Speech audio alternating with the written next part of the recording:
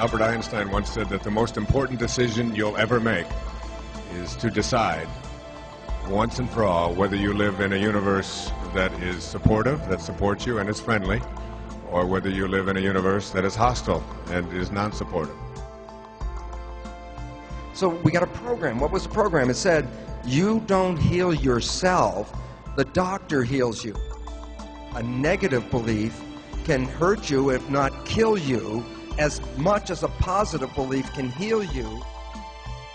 How often do you hear you have to take a pill for virtually any ailment that might be concerning you, and then if you don't have one, they'll invent one, you know. And create new ailments. Right, exactly. Your body has these reserve cells, and the understanding of these reserve cells is that they will repair or replace anything that your intention is focused on.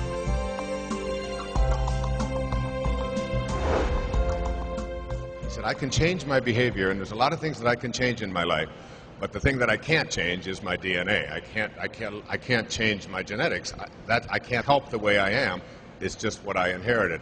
And I sat there and thought, that's what so many people think.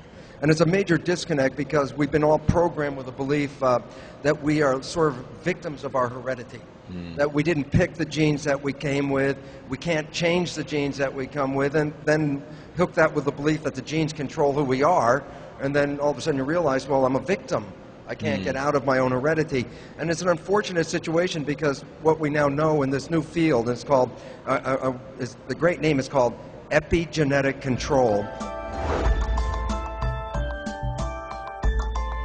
So what you say, epigenetic control, what you're saying is control above the genes.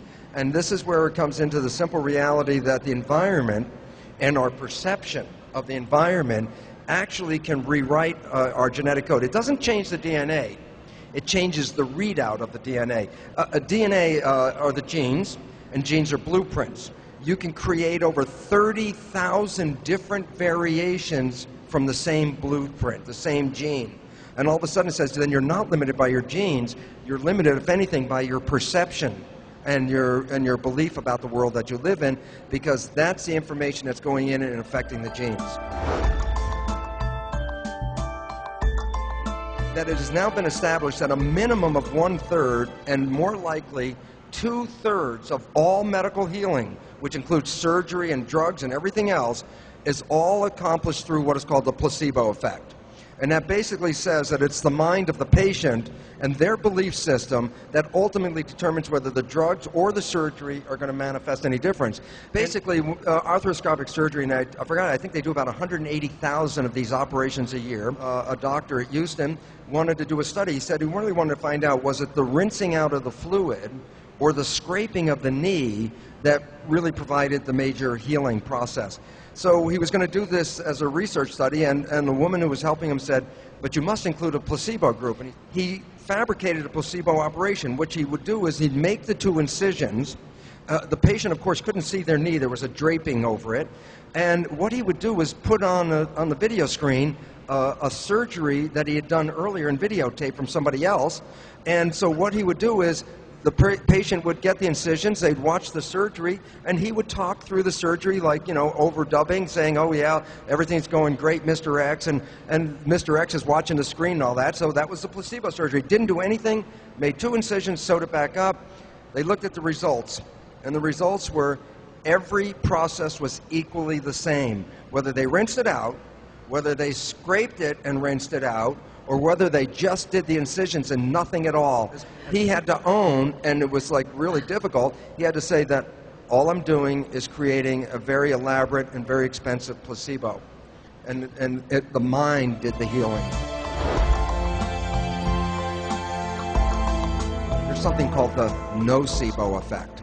And the nocebo effect is essentially the same as a placebo effect, but it's based on something different. It says a negative belief can hurt you, if not kill you, as much as a positive belief can heal you.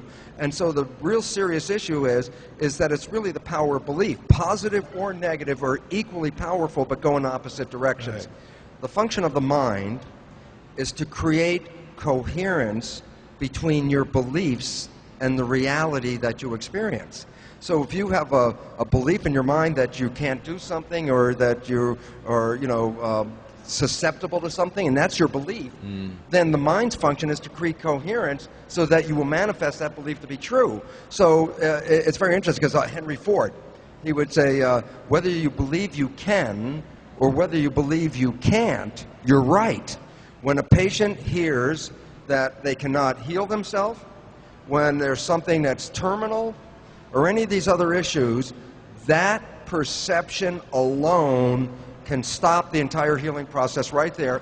You know, my friend Deepak Chopra, do you know Deepak? Yes. Talked about one of his best friends. He died, he had a black mark on his lung.